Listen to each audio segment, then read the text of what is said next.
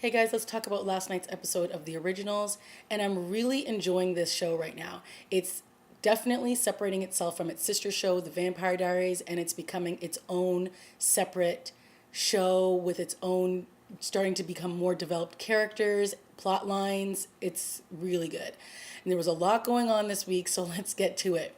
So we start off this episode with this gladiator style fight that's happening, what looks like in a courtyard. And Marcel is standing over everybody and he's basically telling everyone that I want to see you fight to the death, and whoever impresses me the most could possibly get a daylight ring out of it. So of course there's hundreds of people standing around and they're all chanting and screaming, and it's a pretty badass fight that starts it off, and it's between a girl and this huge guy, and he's like beastly, and she manages to snap his neck with her knees, and when she's taking her bow and her applause, boom, in swoops Klaus, and he snaps her neck and kills her. And of course, he silences everybody in the room and commands the attention. So Elijah walks in, and they both ask Marcel, "Where is Haley?" And Marcel, in this, I'm really liking his character, guys, in this very cool, calm, collected kind of way, says, "Oh, I did see Haley last night, but I'm not the one who took her. So if I didn't take her, then who did?" And the two of them, Klaus and Elijah, are kind of looking at themselves like, well, who did then? And that is when we find out Tyler took her. That's right, people. Tyler from the Vampire Diaries has crossed over to the originals, and I guess he's made his debut tonight. So he takes Haley and he takes her to this cabin out in the bayou, and it's basically where a bunch of werewolves have gone to like hide out, and they're terrified of the vampires, so they've been hiding out there for years. And we find out that Haley has some like birthmark on her shoulder, and she's part of some royal family of the werewolves, so she's pretty important. And Tyler has made it his mission to turn her baby that she's carrying into his weapon. So he brings in another guy who's also a werewolf, and they tie her up and they take her blood, like they basically poke her with a needle and take blood from her baby and inject it into this other werewolf who volunteered to be a test dummy. And they want to see if it will turn him into a hybrid. And it does. So check on the list for Tyler that he's now created a new hybrid. Now, the question is, does Klaus know about this? I'm sure he does, but we don't know yet. So Haley, of course, I don't know, guys. Haley, she just keeps getting kidnapped, or someone's chasing after her. She needs to like be strong. She's a werewolf herself. Like, I feel like she just has no power at times. So she's tied up, and Tyler, who we believe was her friend, and he doesn't seem very pleased with her because she's been shacking up at Casa de Klaus, and he knows that she's got the hybrid baby, obviously, and he knows what's been going on because he's been asking a lot of questions around town. So after he turns this werewolf named Dwayne into the hybrid, something interesting happens. He returns back into the room, and Haley is, saying, "Oh my God, don't hurt me, don't hurt me." And the hybrid looks at Klaus and says, "What are you doing? Don't hurt her." And Tyler's like, "What do you care?" And then he attacks Tyler. So it appears that when these hybrids are created through her blood or her baby's blood, it's almost like they're sired to her and not Tyler. So that was very interesting. And I don't know if Klaus realizes that when all of this actually does happen, if he will know that it won't benefit him because they will not be controlled by Klaus. They'll actually be controlled by Haley. So I thought that was very interesting.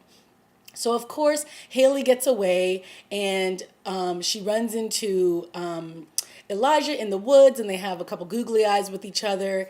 And of course, Klaus meets up with Tyler, and a battle ensues. And it's pretty awesome. They are fighting, and they're stabbing, and they're kicking, and they're screaming. And in a great moment, Klaus basically has his hand in Tyler's chest, and he's squeezing at his heart, and Tyler is begging him to kill him. He's just like, "Do it, get it over with. I know you want to."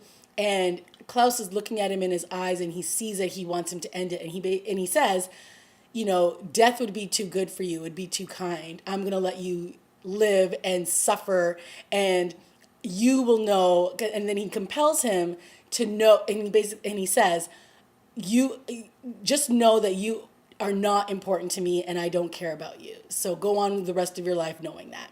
So he leaves Tyler to die, and it's pretty awesome. They have a really great fight scene.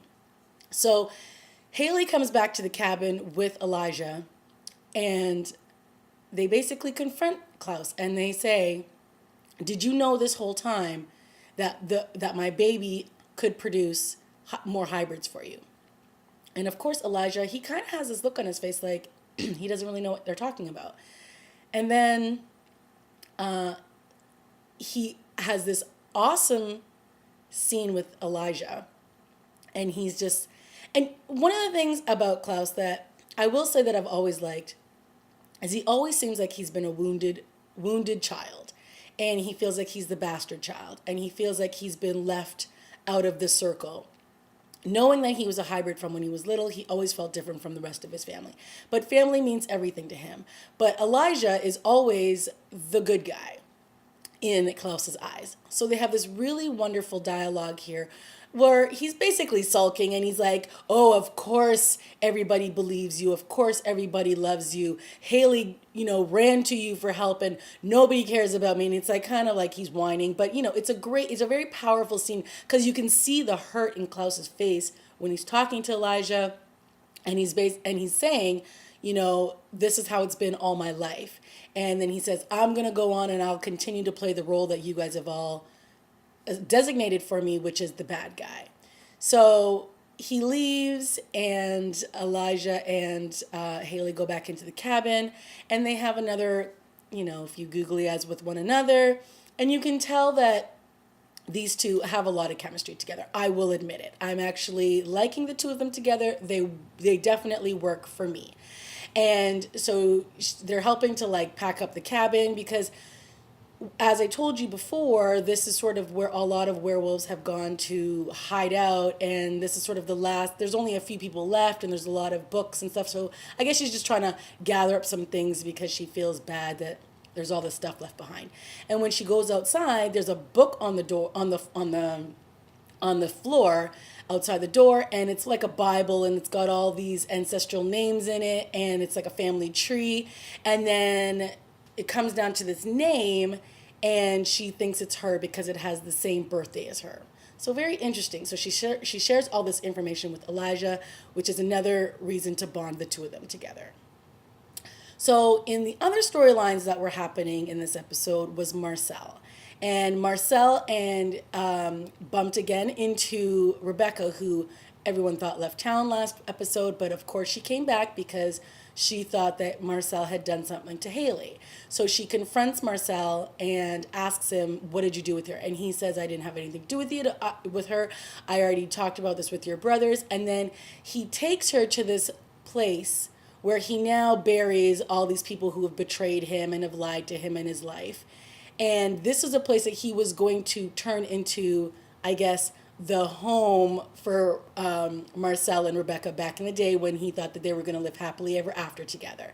So it's kind of like one of those moments like, really, was this going to happen? Okay, I do believe that Marcel and Rebecca have a lot of chemistry together. I will say that. The only thing that's bothering me is that just 2 episodes, he was all about Cammy. So now that he's basically professing his love and he's just saying, how the two of us could be together if we could just get rid of Klaus, is, okay, I get it. And, yes, they've been destined to be together from years before this. But it just seems like, 2 episodes, he was all about Cammy. But I'm fine with it because Cammy and him do not have any chemistry, and Rebecca and him, they definitely do. So he asks Rebecca if she will basically turn on her brother and if she will kill him or help kill him. And she's like, don't you know that you cannot kill Klaus? If you do, then every vampire that he's sired to will die. And that means Marcel. So he's like, well, then let's just bury him and let's, keep him underground for thousands of years like he's done to everybody else. And she is just like, that is ridiculous. That is just not going to work. So she's not on board with this plan when she's talking to Marcel. So once she gets back home, she sees Klaus is there, and they too have another great scene where he tells her, I had to do what I had to do. Oh, I left out that before Klaus left Elijah and Ooh, oh my goodness, I'm forgetting her name.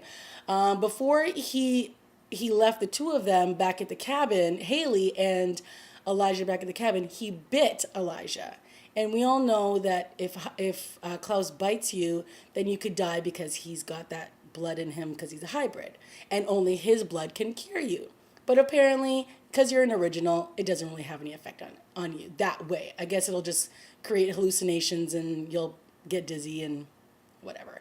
So of course, Rebecca's not pleased to hear this from Klaus that he did this to Elijah. And she's just like, when is all of this wickedness going to end from you? And he says, I basically have had to do all this wickedness because of self-preservation and because everybody turns on me and no one's loyal to me and even my own family. And it's like, again, cry me a river, Klaus. Like, you act like you are always the victim.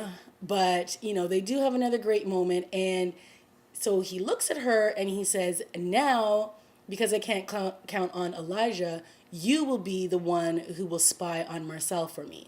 And you will be the one to gather all this information for me. Who better than the one who he really loves the most? And he's like, don't act like you haven't been seeing him in secret. Don't act like you haven't been meeting up with him on purpose. I know everything that's been going on between the two of you. And it's a really good scene. And then Rebecca lies and says, I don't know what you're talking about. You're paranoid. Marcel doesn't have any plot against you. He just thinks that you guys had a little squabble and he's hoping you guys can get back together as friends again. So does Klaus believe her? Who knows? So we finally get to the end scene, and who is sitting down with Marcel? Tyler. So Tyler goes to Marcel and tells him that Haley is carrying Klaus's baby. And it's a hybrid, and the last thing that any of us want to happen is to have that baby be born. Because what will happen is Klaus will have an army of hybrids, and he will destroy and take over this city. So it was a great episode, guys. They had a lot of things going on, a lot of pairings that I'm really enjoying, some great dynamics. And the other thing that I'm so sorry, I forgot to say was the Davina and what is his name? Josh. And Josh was the vampire that Klaus had compelled to spy on Marcel. And in last week's episode, Marcel saw him go to the plantation. And so, of course, he goes to Davina and asks Davina to remove all of the compulsion that Klaus had put on him, so that now Marcel can use him to give bad information to Marcel. And then there were some wonderful moments between Davina and him, because he's basically like, look, I'm a gay club kid who's been turned into a vampire. And she's like, I'm a 16-year-old witch who's been locked up in this church for years because, or for months, because nobody can know where I am, and if they do, they're going to try to kill me. So they're both like these lost souls. They don't have anybody to talk to, and they just have these really great, wonderful scenes, and it just felt like they both were genuine. Nobody was trying to get some piece of information from the other to use against them at a later time. It just felt like they were both, he was 20, she's 16, and it just felt like they were both being honest with each other, and it was a great scene to see. And then they pinky swear at the end that they're going to be there for each other kind of thing, and they'll have each other to talk to. So it was kind of cute, and I really liked that. It was like a nice breath of fresh air considering all the other carnage that was going on around us. So again, guys, this is my review. It was a great episode. I'm really liking the direction the show is going in. It is distancing itself from the Vampire Diaries. It is becoming its own show, and I really like that. I was a little skeptical at first because I was like, oh my gosh, I don't know if I can watch another vampire show, but it is giving me like a lot to look forward to every single week. So guys, I hope you like this review. Leave a comment down below, subscribe, like. I'll do all my reviews every single week. Guys, that's it. That's all I got. I'll talk to you later. Bye.